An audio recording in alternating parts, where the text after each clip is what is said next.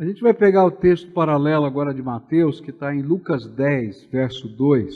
A gente vai continuar estudando Mateus, mas eu queria incluir essa figura que aparece no evangelista Lucas nesse mesmo contexto. E ele vai dizer assim: ele lhes disse, a seara é grande, mas os trabalhadores são poucos. Por isso peçam ao Senhor da seara que mande trabalhadores para a sua seara. Não levem bolsa, nem sacola, nem sandálias, e não saúdem ninguém pelo caminho. O texto paralelo de Lucas vai mostrar para a gente uma das outras razões porque a gente não pode deixar o fogo, o ardor do nosso chamado se desvanecer. E tem a ver com a urgência da nossa obra. Eu não sei se você já esteve num hospital, na ala de emergência de um hospital, em momentos assim que chega alguém com uma parada cardíaca ou alguém com um acidente gravíssimo. Eu me lembro de uma vez que estava no hospital e de repente chegou o pessoal da ambulância e tinha acabado de dar uma parada cardíaca em uma pessoa.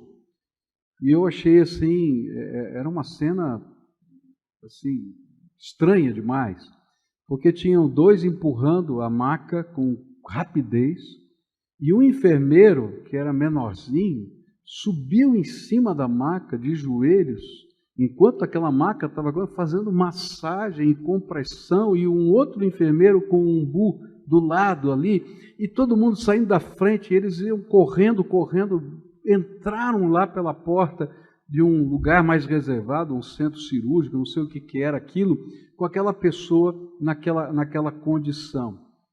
E aí a gente via 4 pessoas correndo, uma delas assim em cima da maca e assim suado, deveria estar fazendo aquela massagem cardíaca já há algum tempo, cansado, mas eles não paravam, porque aquela pessoa podia não voltar mais. Eu acho que a figura que o Senhor apresenta para a gente aqui, nesse texto paralelo de Lucas, é essa. Você tem pressa. Primeiro porque a obra é grande demais que você não dá conta. E se tem um negócio que o pastor logo sente é que ele não dá conta da obra. Tá? Você logo vai perceber que você não dá conta. Se você quiser fazer toda a obra, você está lascado, porque não vai conseguir.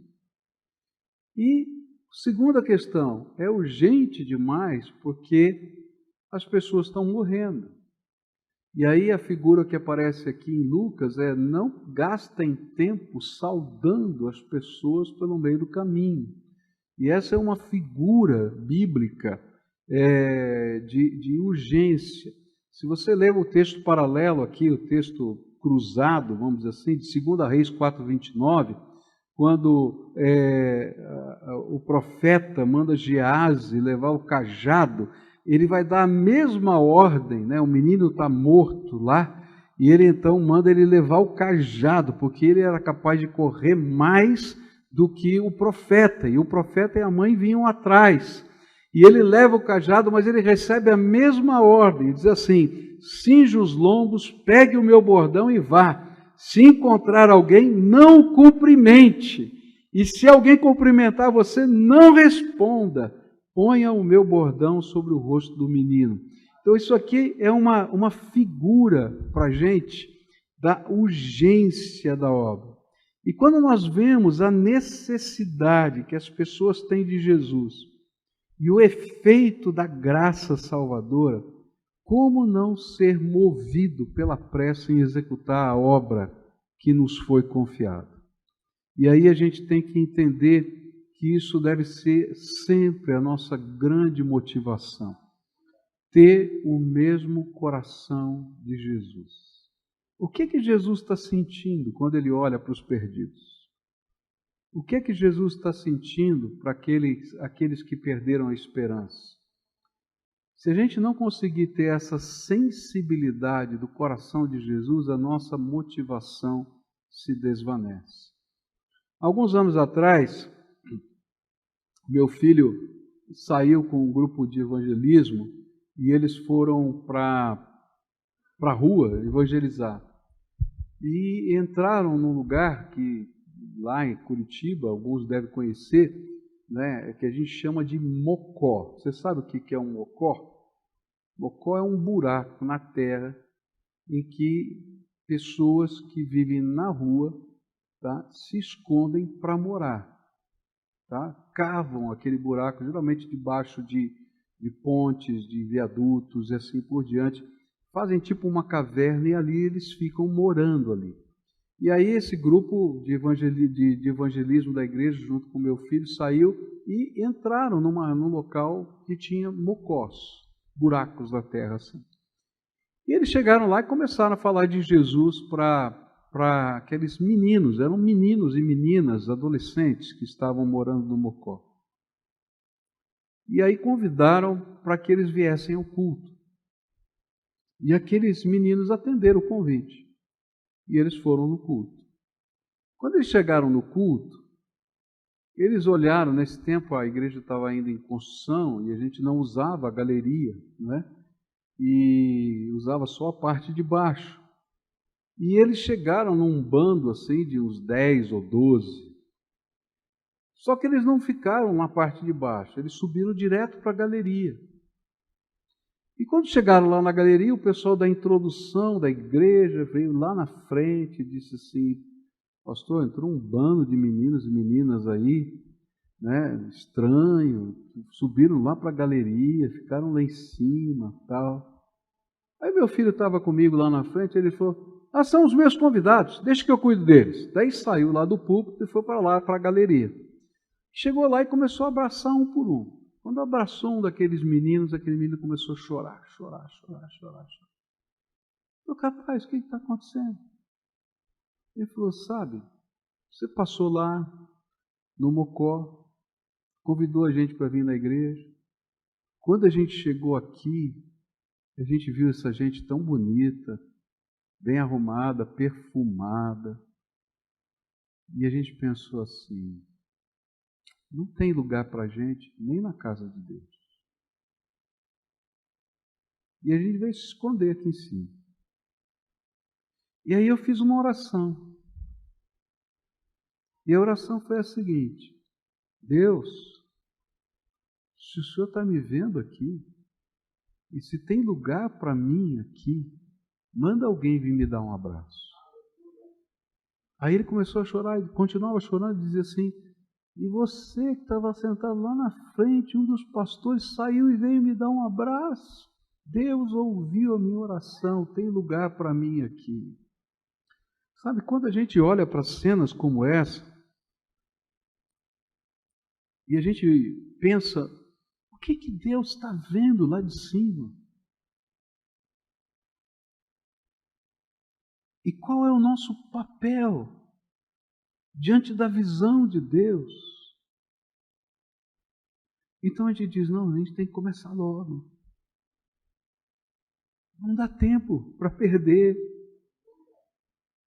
Porque esses meninos estão sendo abusados, esses meninos estão sendo drogados, esses meninos estão sendo usados, os pais da rua estão fazendo o que querem com eles, e essa é a única proteção. E aí você olha para nosso pensamento social, que tem que devolver à família essas crianças, quando na verdade eles não querem estar com a sua família, porque lá foram abusados sexualmente e outras coisas, eles preferem morar na rua. E qual é o nosso papel?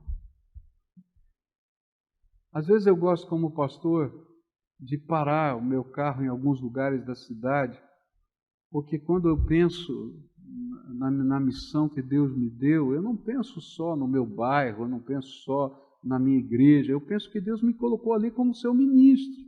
E eu começo a orar: Senhor, o que é que o Senhor está vendo aqui nesse bairro que eu não vi ainda?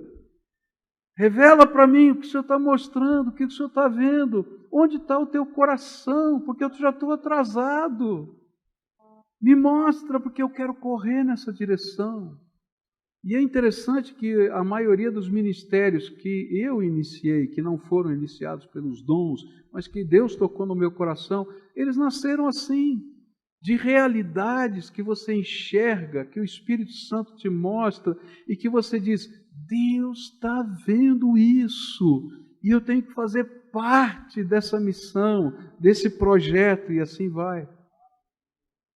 Hoje a nossa igreja tem vários projetos com drogados, um deles que a gente chama de Cristolândia. Esse projeto é um projeto nacional dos batistas, mas aqui em Curitiba está debaixo da nossa responsabilidade, que é fazer uma busca ativa no meio das ruas para resgatar aquele que ninguém mais dá crédito, nem a sua família dá crédito.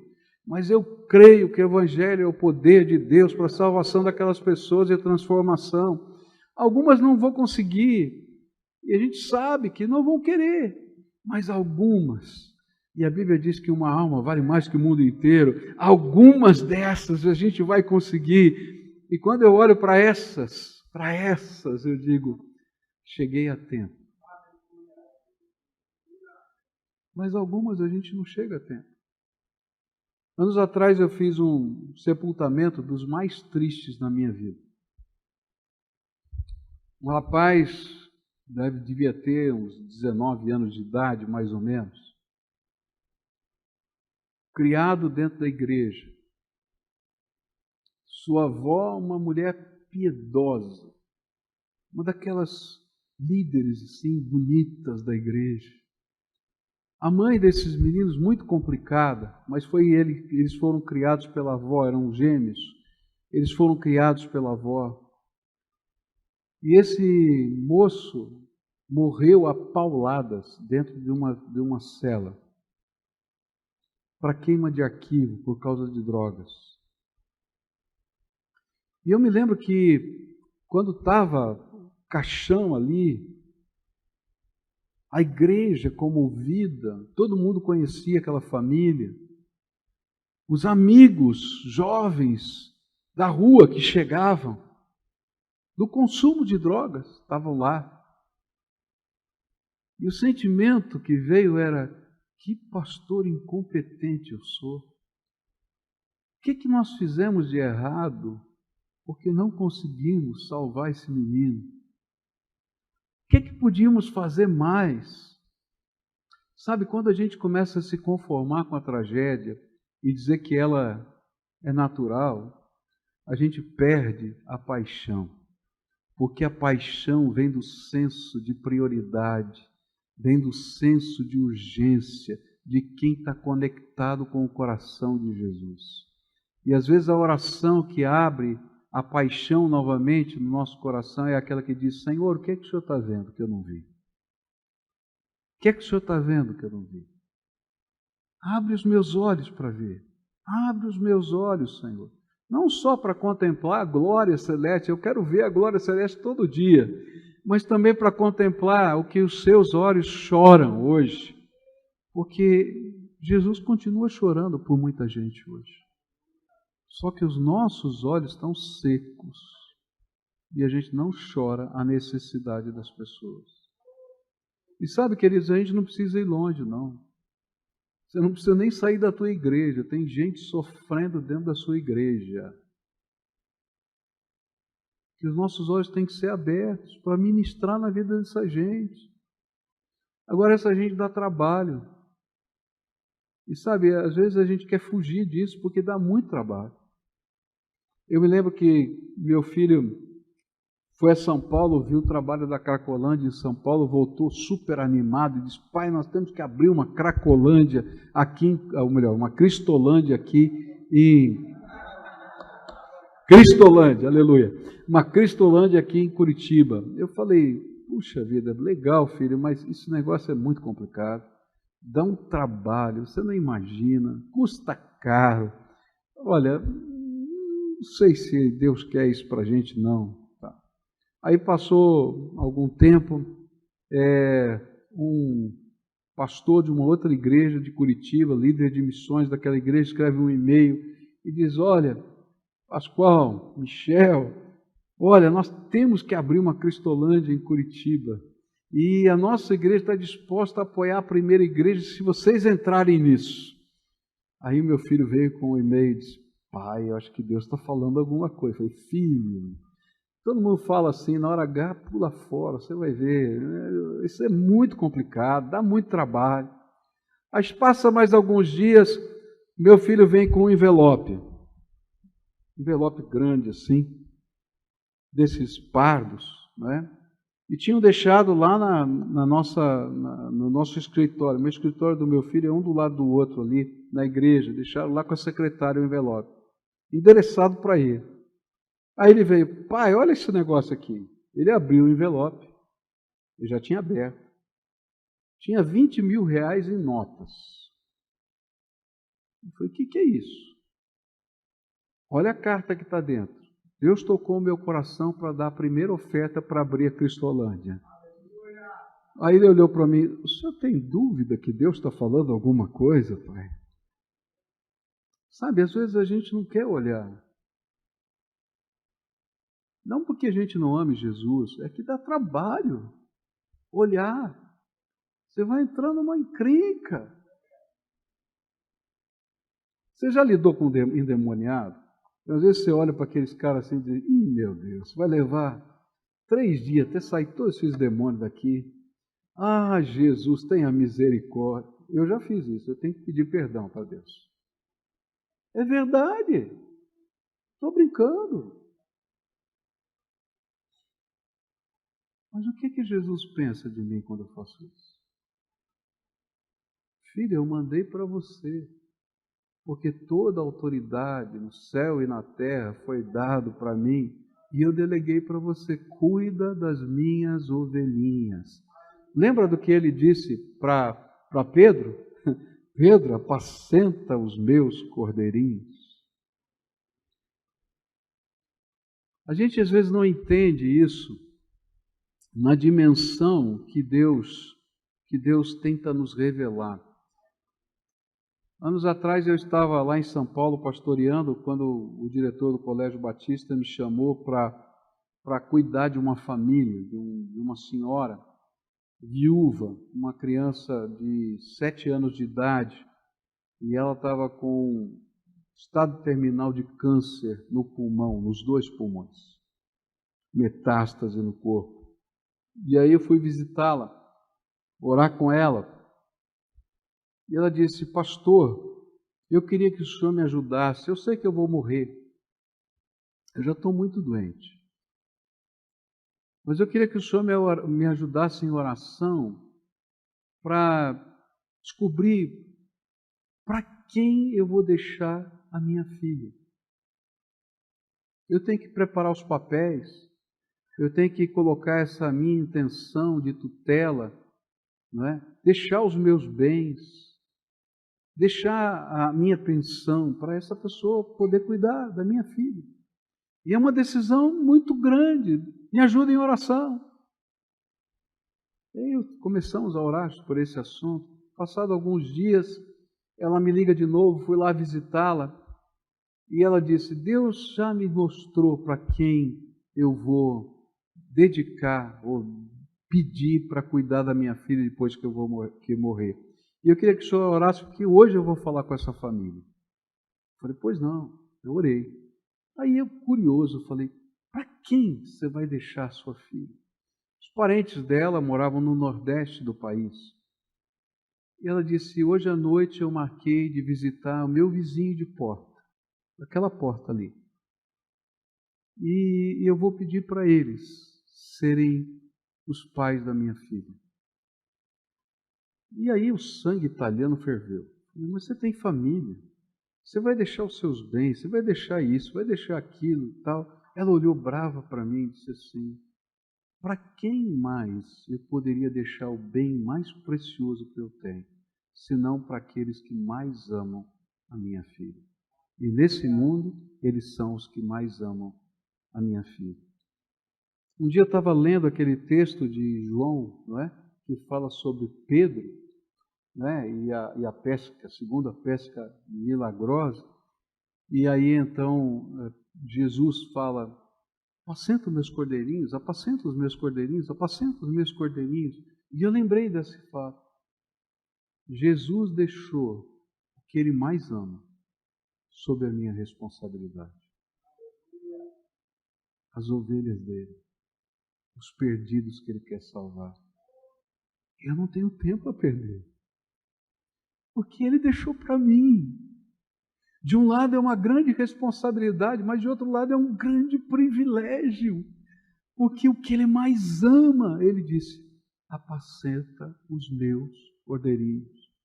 Às vezes nos falta, no sentido de perder a paixão, é ter os olhos de Jesus, para perceber a urgência, para perceber a necessidade, para perceber que a gente está nessa jornada com Ele.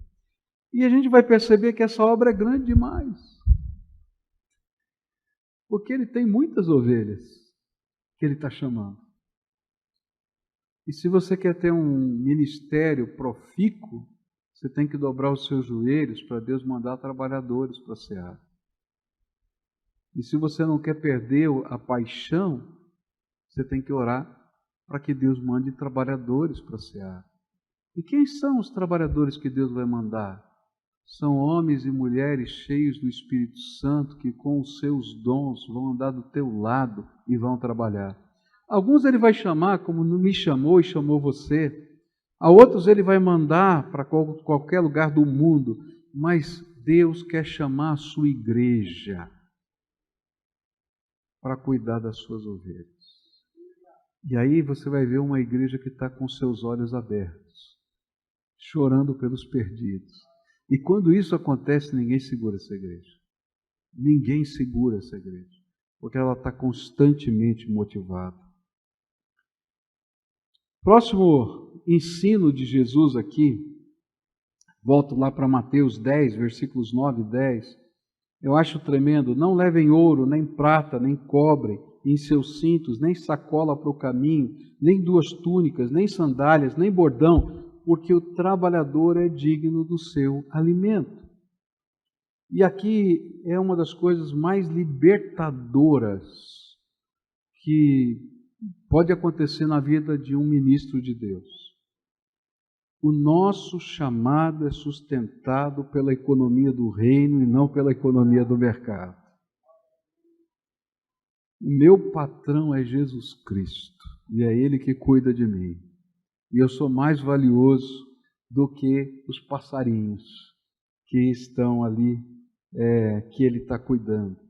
E nesse sentido, eu tenho visto muito pastor, muito líder religioso, com a sua chama apagando por questões de grana.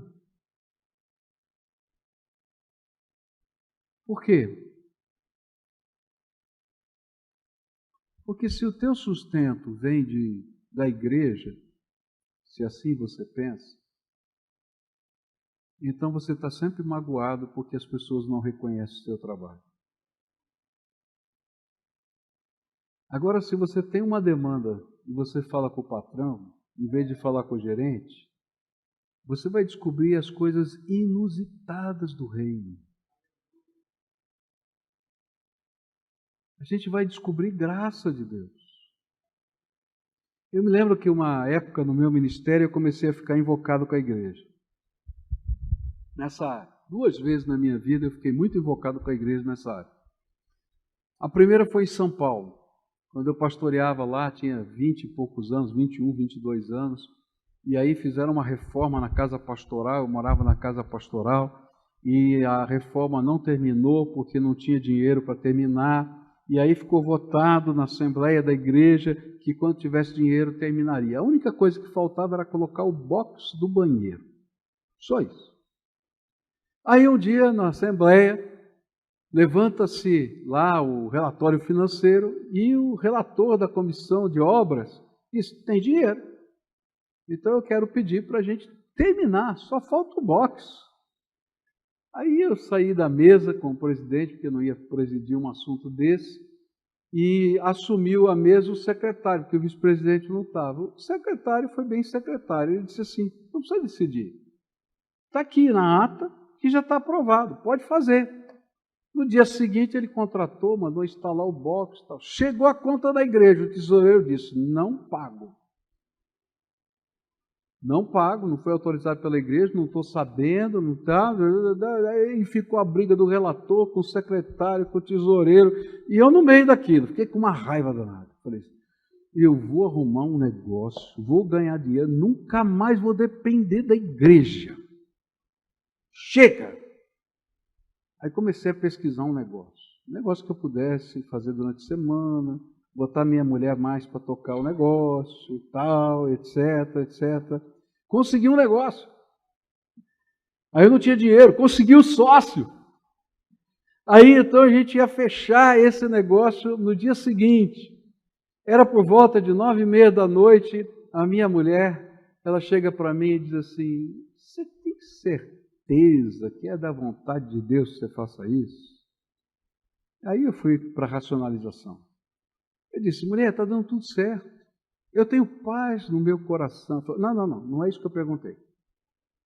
Eu perguntei se Deus mandou você fazer isso. Falou, mandar, ele não mandou. Ele falou assim, você não faz nada sem Deus falar com você. Vai lá e fala e pergunta. Puxa vida, que raiva. Aí vou lá. Começo a orar. Falo, Senhor, muito obrigado, está dando tudo certo, não sei o quê, não vou depender mais e tal, etc. Aquela oração, né? Quase tentando convencer Deus. E aí, então, abro a Bíblia e o Senhor fala comigo assim, o levita não terá possessão nessa terra, eu sou a sua herança, diz o Senhor dos Exércitos. Já entendi, Senhor, já entendi. Liga o telefone lá para o meu sócio, sócio, não dá não, eu não posso.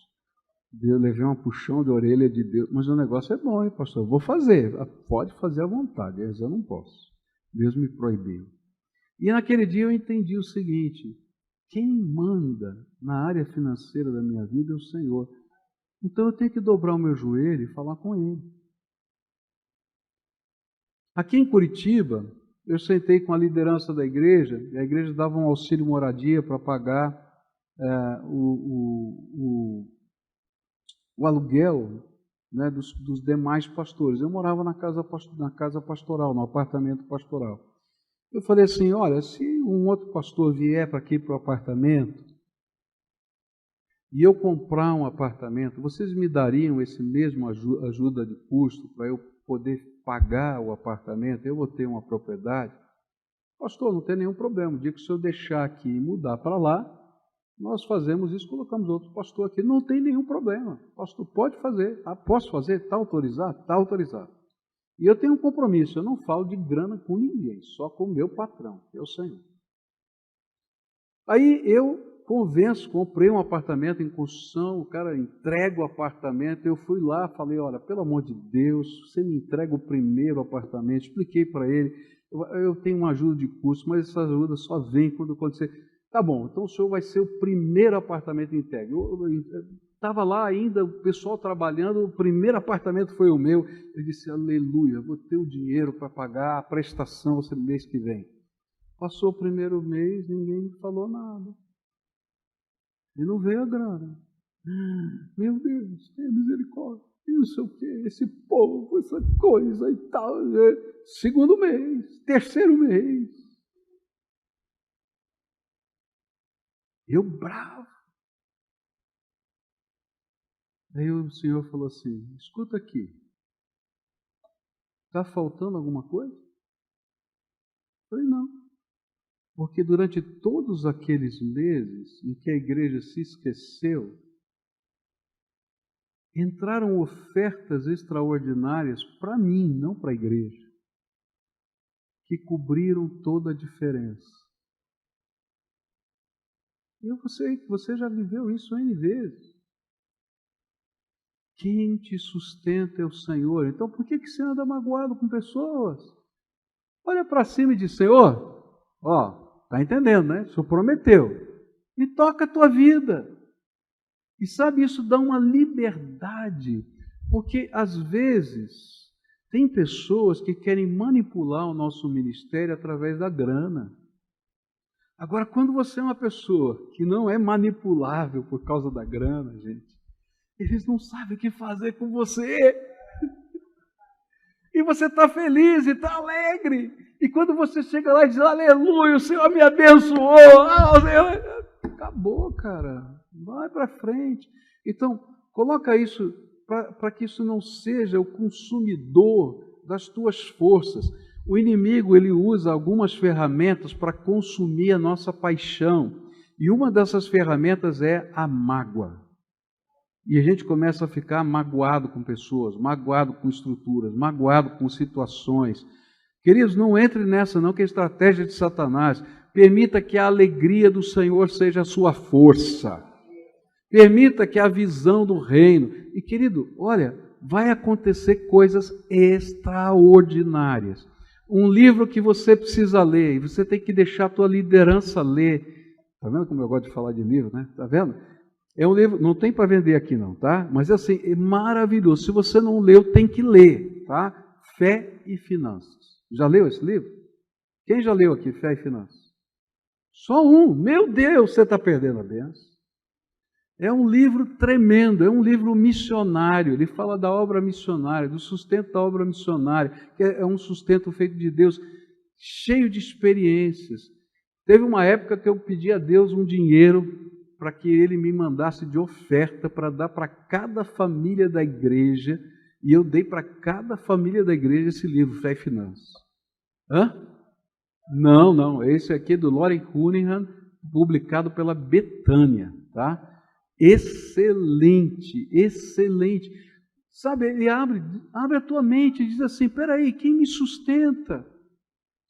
Tem histórias assim apaixonantes da obra missionária. E como às vezes a gente troca, eu gosto muito de uma das histórias que tem naquele livro, que toda vez que aquele missionário precisava de alguma oferta, ele ia na caixa do correio e ali tinha um envelope com a oferta, que Deus já tinha providenciado antes. Então ele começava os trabalhos, ele sabia e tal, e um dia ele vai e abre aquela caixa do correio e está vazia. E ele andava quilômetros para poder abrir a caixa do correio dele. Ele disse, Senhor, como é que eu vou voltar agora sem nada? E agora, como é que eu vou pagar isso? Como é que eu vou pagar aquilo? O Senhor sempre mandou e tal. E ele está lá comendo um lanche antes de fazer o seu retorno. E Deus fala assim para ele, sabe por que não tinha nada lá? Porque você achava que o correio é que te sustentava, mas sou eu que te sustenta. Agora eu quero que você aprenda a confiar em mim. E ele está lá comendo seu sanduíche, cabisbaixo. Chega uma pessoa para ele e diz assim, não sei porquê, mas Deus me mandou dar isso para você. E vai embora. E era todo o valor que ele precisava para pagar todas as contas. Só que não veio pela caixa do correio. Para que ele pudesse entender que o levita não tem possessão nessa terra. Eu sou a sua herança, diz o Senhor dos Exércitos. Não deixe o seu coração ficar consumido por causa disso. Você vai entrar na mesma dimensão espiritual do poder e do chamado nessa área da tua vida. E sabe, quando a gente começa a viver assim, ninguém segura a gente não. Ninguém segura. Quando a gente começa um projeto, a maioria das pessoas vem e diz, pastor, o senhor tem recurso para isso? Eu falei, nunca tive nem vou ter. Eu vou começar porque Deus vai mandar. Eu não faço nada louco, não faço dívidas, tá? Mas eu sei que vai vir. Se Deus colocou, ele vai vir. E vai vir para o meu sustento. Não importa como vai ser. Quando eu comecei a receber essa palavra do Senhor no final aí, são 8 anos e meio, eu fiquei maluco. Eu comecei a dizer assim, como é que eu vou fazer agora? Eu vou sair da PIB? Como é que eu vou me sustentar? Aí o Senhor falou assim, por acaso foi a PIB que te sustentou até hoje, meu querido? Sou eu, o mesmo patrão, então fica na tua aí que eu vou cuidar de você. E quando eu começo a pensar de novo, levo outra bordoada. Por quê? Porque essa é uma grande tentação humana. Sabe por que a gente pensa assim? Porque a gente quer ter o controle. E aí ele diz assim, filho, eu não te dei o controle. Eu estou te dando graça. Está entendendo a diferença? Nós queremos controle, mas o Senhor está dando para a gente graça.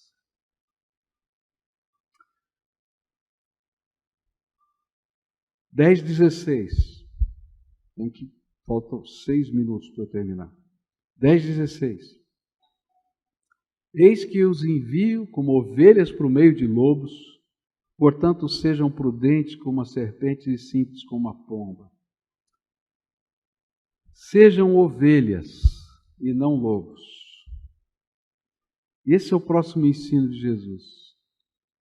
Nós precisamos realizar a obra do nosso chamado como ovelhas e não lobos. Mesmo que a gente tenha uma alcateia ao nosso redor. E essa é uma grande tentação. Porque quando a gente tem uma alcateia do lado da gente, a gente quer ser um lobo mais feroz do que o outro. Ser o alfa que vai dominar a alcateia. Só que você recebeu a natureza de Jesus na sua vida, de ovelha. E enquanto você for ovelha, o pastor cuida dos lobos. Mas enquanto você quer ser o líder da alcateia, o Senhor diz, lobo eu não pastoreio. E aí você está perdido.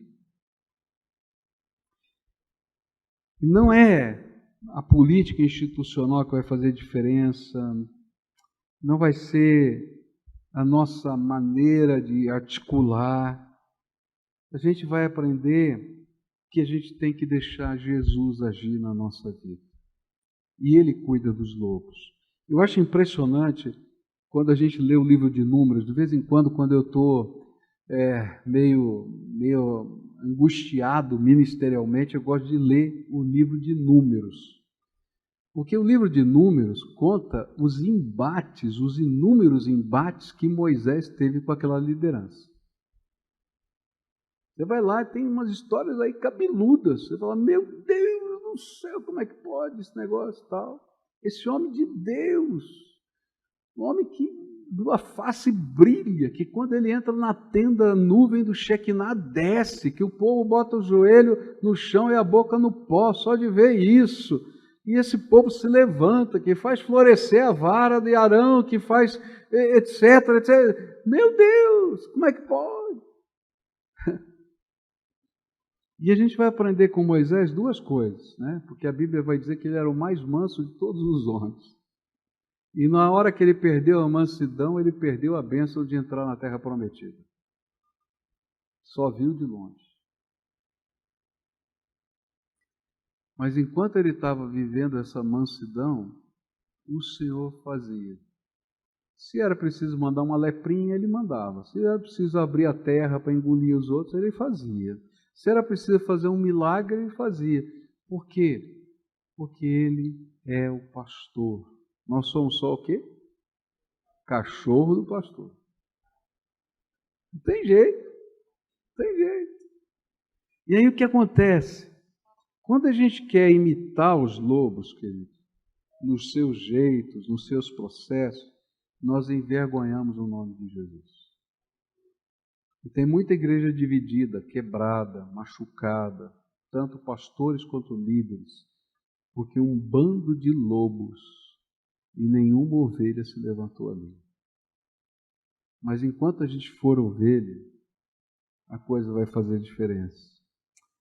Um dos livros interessantes, outro livro para você ver, né? Que é o livro que fala sobre avivamento, do Martin Lloyd Jones. Ele conta a história dos avivamentos. E ele fala sobre Cromwell. E ele diz que naquele período da história da Inglaterra, os presbiterianos assumiram o poder, né? Porque Cromwell era um presbiteriano. Mas ele se tornou Lorde Protetor da Inglaterra e grandes reformas aconteceram, mas eles não permaneceram. E ele começa a fazer uma análise. Ele diz, eles quiseram fazer o que os lobos faziam, e não o que as ovelhas faziam. E sabe, uma ovelha travestida de lobo nunca será sagaz o suficiente para ganhar de um lobo. E querido, se você é ovelha, não tente ser sagaz como um lobo, porque você não vai dar conta. Você tem que ser simples como uma pomba, prudente, isso sim, como uma serpente, mas deixar que a graça de Deus se revele no meio dos seus conflitos.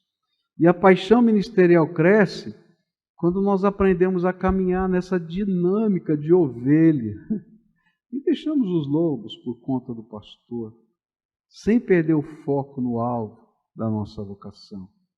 Eu me lembro de uma ocasião que eu estava vivendo uma crise ministerial forte. E eu estava muito angustiado. Eu falei, Senhor, eu não tenho solução para isso. Essa coisa está ficando ruim demais. Para onde vai esse negócio? E eu estava de joelhos. Eu falei, Senhor, toca o coração de fulano de tal. Se o Senhor não tocar o coração dele, não tem jeito, eu não tenho condição. Essa briga que está nascendo vai crescer. E vai quebrar essa obra. Tenha misericórdia.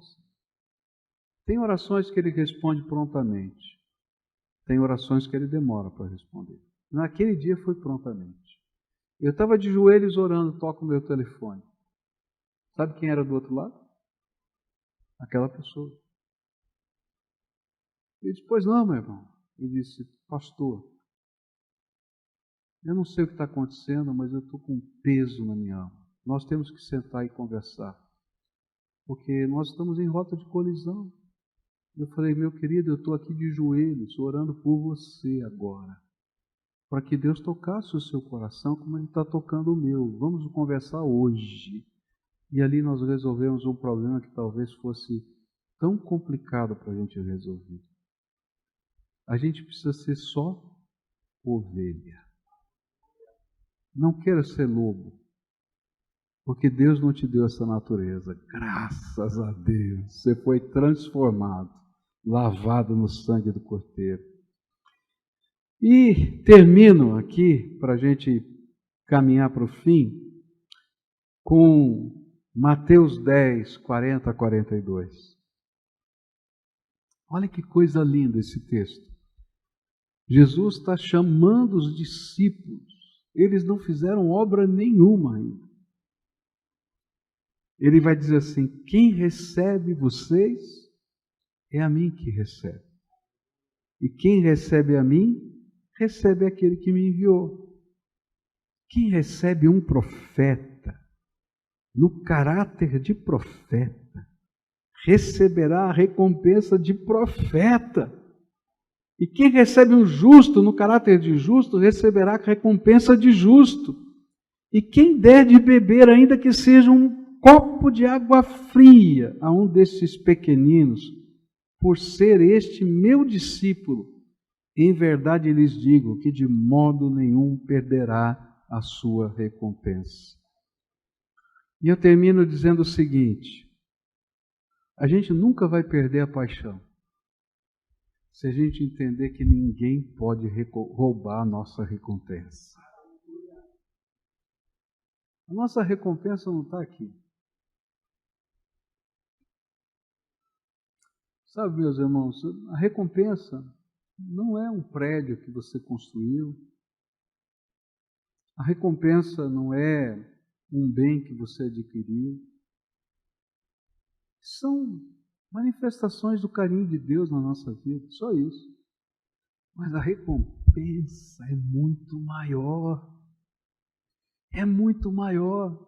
E sabe o que é legal nesse processo do galardão? É que Deus não mede o galardão pelos nossos feitos. Ah, você ganhou não sei quantos mil para Jesus, você fez isso, você fez aquilo. Deus não está olhando para isso não. Porque quem recebe um profeta na qualidade de profeta tem a mesma recompensa do profeta. E até se você der um copinho de água para um discípulo, você tem a recompensa garantida.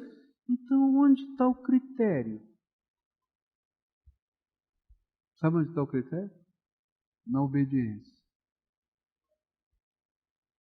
Faz o que Deus te mandou para fazer. Tenha convicção do teu ministério. E ninguém vai roubar de você a tua recompensa. E olha, não adianta você ficar comparando o teu ministério com o ministério do outro, porque Deus não está fazendo isso não. Isso não é de Deus, gente. Isso só traz sentimento ruim. Não compare o seu ministério com o de ninguém. Você é único. Você é único. Você é do jeito que é. Eu, quando cheguei lá na primeira igreja, a igreja era muito formal, muito cheia de coisa. E eu jovem, 29 anos de idade lá, e eu orei junto com minha esposa e disse, olha, eu acho que não é aqui o meu lugar. Eu sou muito diferente de tudo isso que está aí. E a gente foi orar. E aquele sentimento estranho na minha alma, e de repente o Senhor me deu uma palavra libertadora que está lá numa expressão de Paulo. Paulo diz assim, eu sou o que sou pela graça de Deus. Então diz para você mesmo, eu sou o que sou pela graça de Deus. Você é único. Você é único, você foi escolhido por Deus para estar nesse lugar, nesse tempo. E ninguém vai roubar de você o seu galardão, porque ele não é medido pela economia de mercado, mas ele é medido pelos valores do reino. Você está ouvindo a voz do Espírito, você está fazendo o que ele está te mandando, você está dando os passos de fé que ele está te ordenando, você não está se acovardando nos seus cantos ali e deixando a obra de Deus, então ninguém vai roubar o teu galardão. E você não tem que ser igual a João, Pedro, Antônio, você tem que ser você, querido, você. É claro que a gente pode aprender com pessoas, a gente pode ter ferramentas, mas não pegue, por favor, não pegue um enlatado, seja A, B ou C, porque não funciona no teu ministério e na tua igreja. Se você vê uma boa ferramenta, adapte essa ferramenta à tua realidade, pode usar, mas não põe para a goela do teu povo isso aí, porque vocês são únicos. Não apenas você, pastor, mas a igreja é única. Tem uma cultura própria, tem um jeito próprio, que Deus vai usar para esse tempo e para aquele lugar. Pode melhorar? Pode, todos nós podemos. Mas essa melhora não é uma melhora só de processos, é uma melhora de espiritualidade. Quando a gente cresce na unção do Espírito de Deus e na obediência, ninguém detém, porque é obra santa. Não é isso que a gente cantava, né? Nós mais velhos, né? Os novos nem sabem o que é isso, né? Ninguém detém a obra santa, né? É isso aí, meu tempo de fogo, de avivamento, né? Então, lá, ninguém detém a obra, mas não é verdade. Se é obra santa. Eu acho tremendo, porque quando o Senhor chamou Moisés, que idade ele tinha? Quantos anos? 80 anos de idade. Quantos têm 80 anos aqui? Ninguém. Tem alguém de 80 anos aí? Hã? 7 e 1, ainda tem 9 ainda, deve demorar, viu? 80 anos. Você já pensou começar tudo do zero aos 80 anos? Fala a verdade. Você já parou para pensar nisso? Tudo do zero aos 80 anos? Começar zero. E é interessante que eu acho que esse era um peso tão grande para Moisés, que você lê o capítulo 3 e 4 de Êxodo, ele está lutando com Deus. Ele diz, não, Senhor, chama quem o Senhor quiser, faz o que o Senhor quiser, mas eu não, eu já dobrei o cabo da boa esperança, eu já perdi os meus sonhos, eu já isso e aquilo. E o Senhor vai falar o seguinte para ele, olha, eu te escolhi. E aí ele começa a dar sinais que vão mexer com a estrutura dele. Ele mete a mão no peito. Lembra disso? E quando ele tira, tem o quê? Lepra. Lepra naquele tempo, uma das doenças mais detestada, mais assim, angustiante, abominável, tá? Por quê? Porque era segregação total de todo mundo, da família, de tudo, e morte. morte caindo aos pedaços. Perdi o nariz, perdi o dedo, perdia isso e aquilo. Ia se desfazendo visivelmente. E o Senhor diz assim: você está entendendo o que eu estou falando para você? A vida e a morte estão na minha mão. Põe a mão de novo aí dentro. Tira. Está limpa. Quem disse para você que você já dobrou o cabo da boa esperança?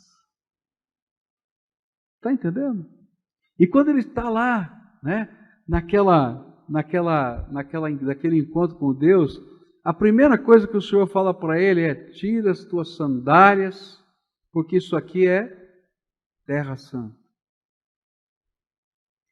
E sabe, a gente vai descobrir que quando a gente está pisando na terra santa do reino de Deus, do ministério, do chamado que Ele nos deu, qualquer arbusto velho pega fogo e não se consome, como aquele que estava lá em cima.